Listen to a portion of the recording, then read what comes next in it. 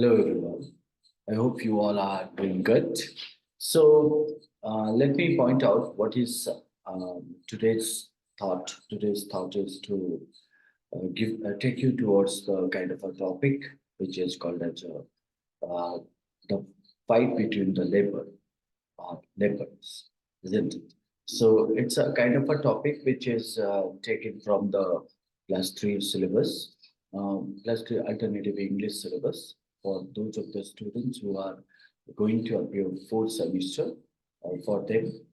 So, if I talk about this particular topic, the fight between the leopards, it's a very interesting one. And before we join into today's story, I want to extend a warm greetings to all my viewers, all my students, whether you are coming in from your home, school, or anywhere else. I'm excited to share this captivating story with you. Let's move on an unforgettable journey as we jump into a story that will keep you on the edge of your seats.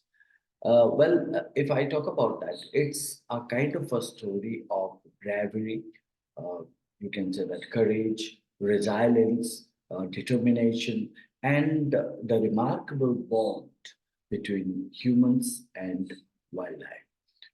So, our story, the fight between the leopards, begins in a peaceful village. So, that in the midst, with nothing but a lush greenery. When we talk about lush greenery, it's called as a nothing but a filled with trees, jungle. So, where the peace is shattered or broken by the hunting wells of a grieving mother. So, the story begins with nothing but a crying of a mother. Okay, so in that case, or painful mother. So, when we talk about a woman is crying, so why she is crying? She is crying when she finds out some kind of pain. So here you would find out that the main character, who is the narrator, so who went with the headman, village headman. So that enters the scene. They are met with a painful, heart-wrenching picture of a mother who is crying for the loss of her son. So, with the kind of a empathy and kind of a compassion, so the narrator listens to the woman's story of a tragic incident that involving a man-eating leopard. So, the writer did not do, or called it a little do means that they know means the villagers know that this will meeting with such a kind of a situation, right? For a thrilling adventure filled with nothing but twisted and turns.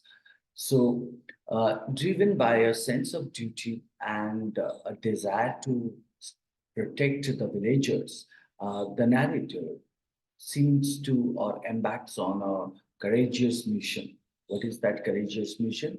So, courageous mission to face the fearsome predator, the tiger. So, who attacked and maybe you can say that killed the boy. Okay, excuse me. So, through their unwavering determination, you can say, and quick thinking, uh, the narrator sets out to, uh, you know, outsmart the cunning leopard and ensure the safety of the village. But as the darkness falls and the tension that hover or mounts are called as present everywhere.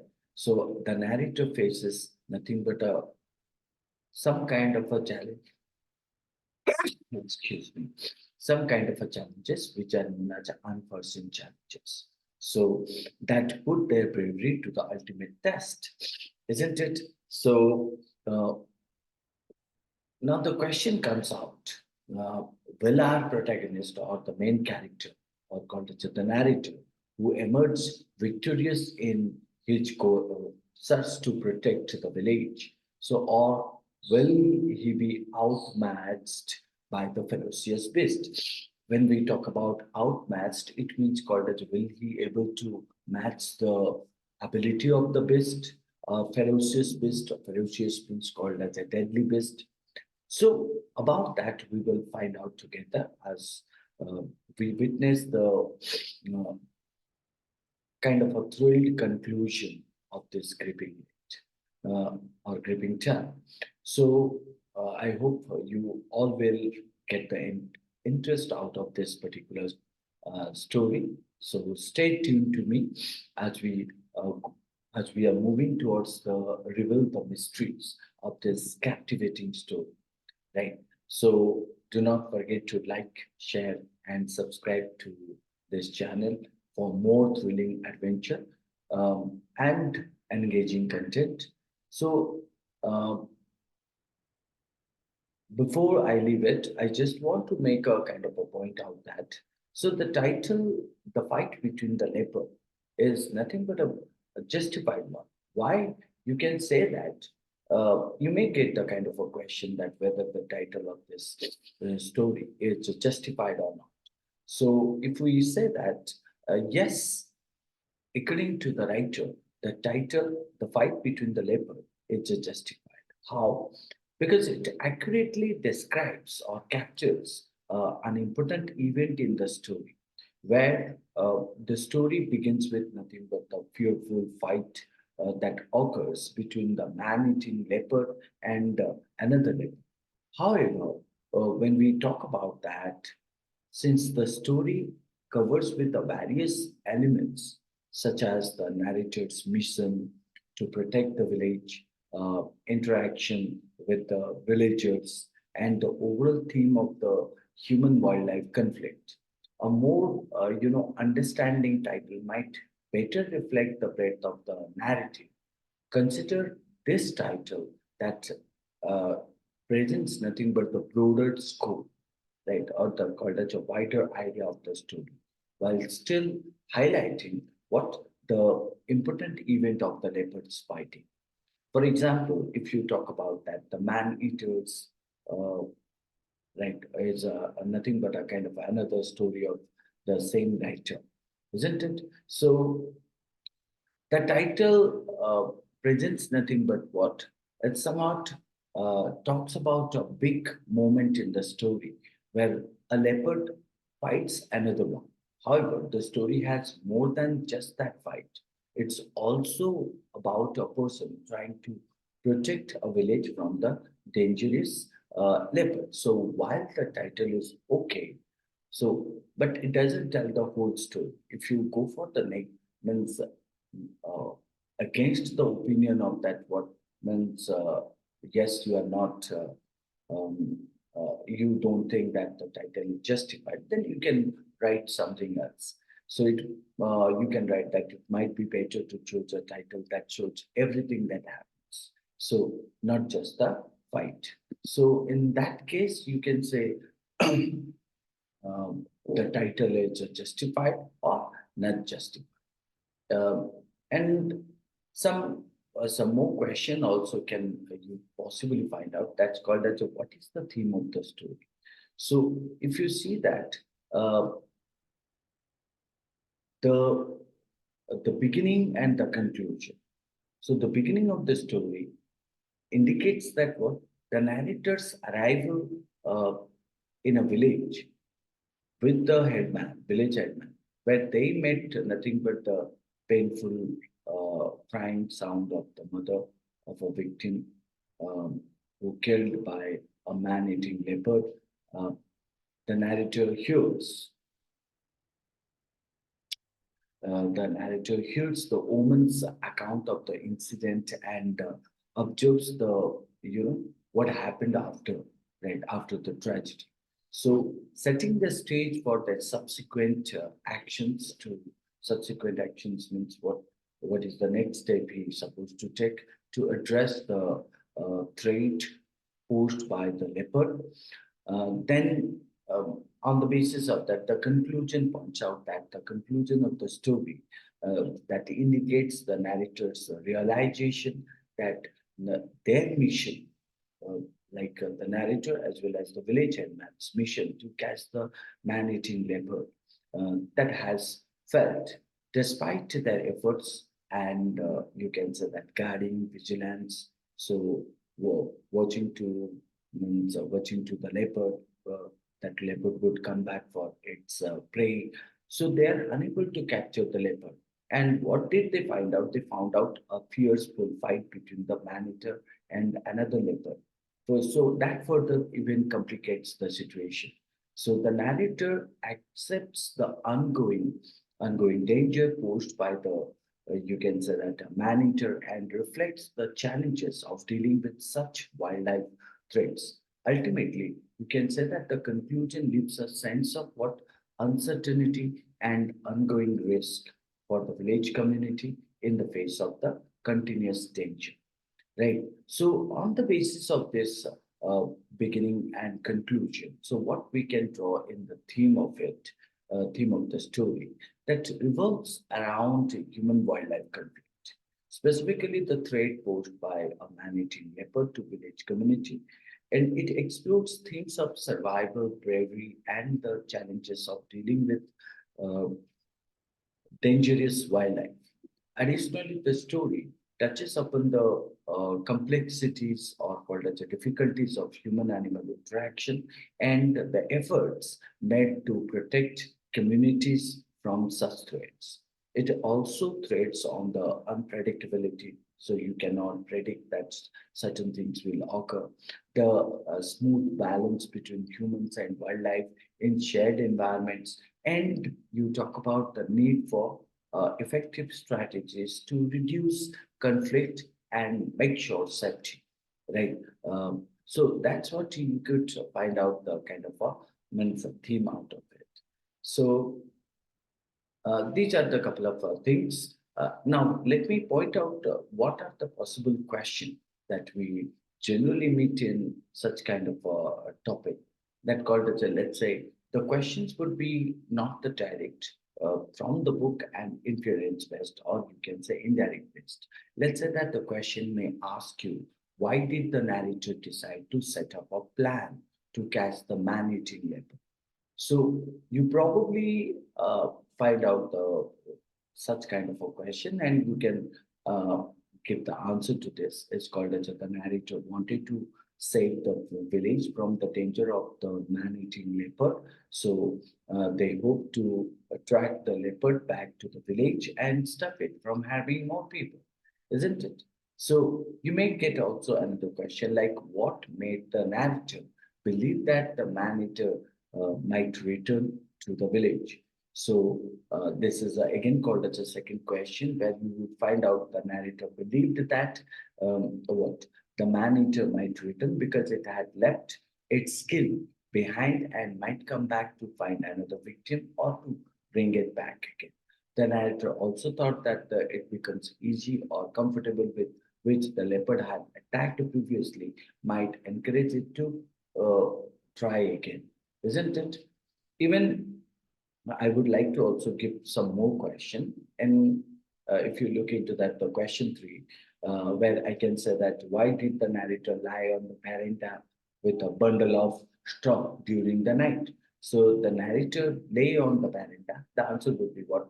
The narrator lay on the veranda with a bundle of straw to hide and wait for the man-eating leopard to return. So they hoped to observe that the man-eater leopard's actions and possibly catch it to protect the villagers. So therefore, they made this plan. So, or therefore, the author or the narrator who lay on the veranda with a bundle of straw during the night.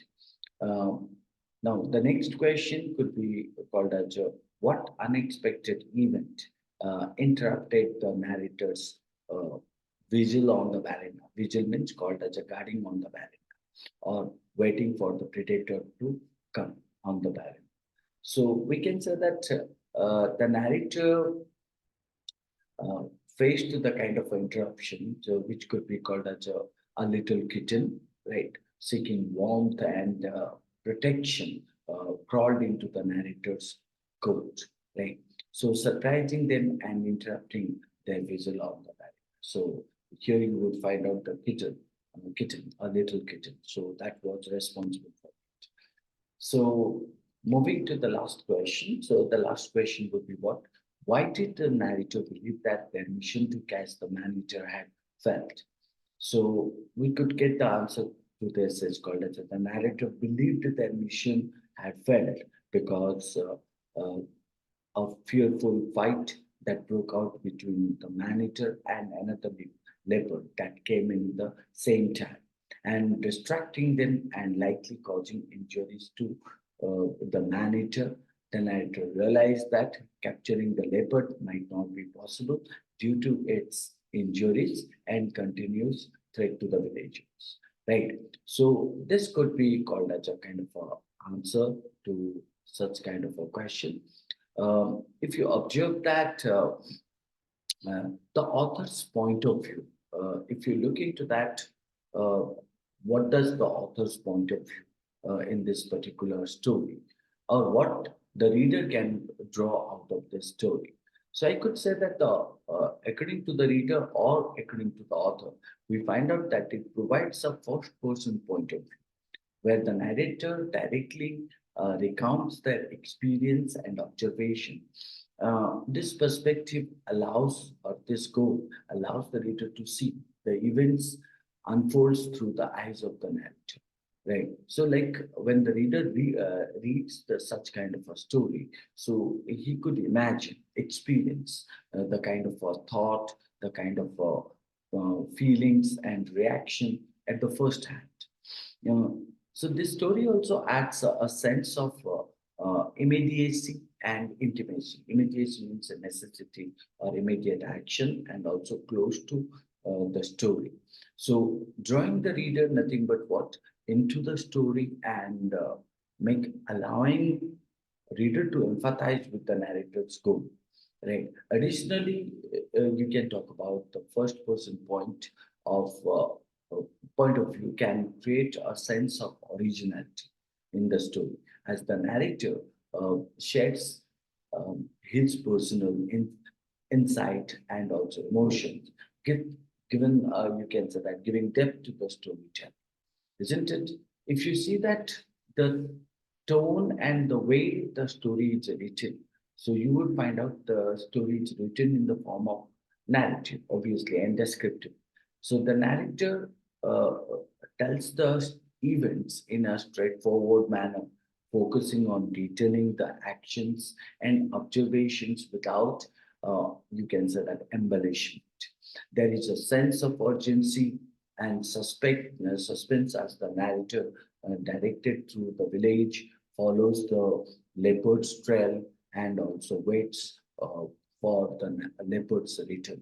Additionally, there is a pragmatic tone, that as the narrator evaluates the situation, so it means what could have happened, what will be happening, and what will have happened. And on the basis of that, the narrator makes decisions based on the practical consideration. Overall, the style is nothing but engaging the readers, drawing the reader into the suspenseful situation while providing nothing but the clear description of the events unfolding. Isn't it? So that's what you would find out. If I talk about at last the summary of the story, so we understand that how the narrator went to the village with the headman and he heard a woman crying over her dead son. She wanted to tell the writer what had happened and blaming the villager for not saving her son, right, from a leopard. So the narrator disagreed. The narrator disagreed with her accusation and explained that her son was already dead when the leopard attacked on its throat. And despite about doubts about the story, the narrator even followed the leopard's um, trail to understand the situation, realizing the danger, and the narrator set up a plan to attract the leopard back to the village. So he waited for the leopard on a on a veranda, hoping to catch the leopard, but instead a storm came. Later, he felt something creeping near him, so he thinking it was nothing but the leopard, but it turned out to be a kitten seeking shelter. So then the narrator heard a fierce fight between the man-eater and another leopard. The fight ended without, you can say that, clear winner, and the narrator knew the attempt to catch the man-eater had failed. So the fight might injured, uh, means you could say that the man-eater, but it would not stop his hunt for humans. So this is what you would find out. Probably you would find out some of the words which are difficult to, understand or create hindrance for understanding the whole story. Let's say that the word called as a hysterical, Hysterical. So which is called as a excessively emotional or out of control. So you may get the word called as a ventilate. So ventilate means to express or discuss openly or freely. Ventilation, ventilate. So similar to that, the third one is called as a recital. So recital is called as the act of telling or describing something in detail. So similar to that, the word called as a grievance, Grievance. So it's a real or imagined wrong or other cause for complaint or protest, especially unfair treatment. So that's called as a grievance that the mother uh, shows before the narrator. Even we also find out the word called as a assembled, which is called as a gathered. We also find out the word called as a semblance, Semblance. So which is called as the outdoor semblance. It's called as the outward appearance or apparent form of something, which is called as a clear, especially when there is a reality is different, right? Similar to the word called as aversion, a strong dislike, or you can say disinclination, right? Disinterested, you can say. Vigil is called as a period of staying awake during the time usually spent asleep, especially to keep watch or pray. That's similar to that, you would find out also the word called as debilitate, which means to make weak and informed. Uh, Next one is called the prija, P-R-I-J-D, rise up, so which means to raise or lift effort to force. Then the next one is called as a degenerate. Degenerate is called as a degrading or declining. Then another word, inconclusive, that's something called as a not leading to a ending or result. So even intruder means called as a stranger. We also find out the word called as a carnivore and trespasser. Carnivore is called as an animal that feeds the flesh, uh, is called as a carnivorous, and trespasser, a person who entered someone's land or property without permission. So can be known as a trespasser. I hope you have got the complete details about the topic. So I just give you a couple of main things in this particular one. Like you could say that the theme of the story, the summary of the story, and mm, the tone and style of the story, some of the difficult words and their meaning, as well as some important questions. So which actually help you to uh, understand the passages even in a better manner. So I hope you understood everything. Until next time, keep exploring and embracing the magic of storytelling with me. Take care and see you soon. That's all. Bye bye.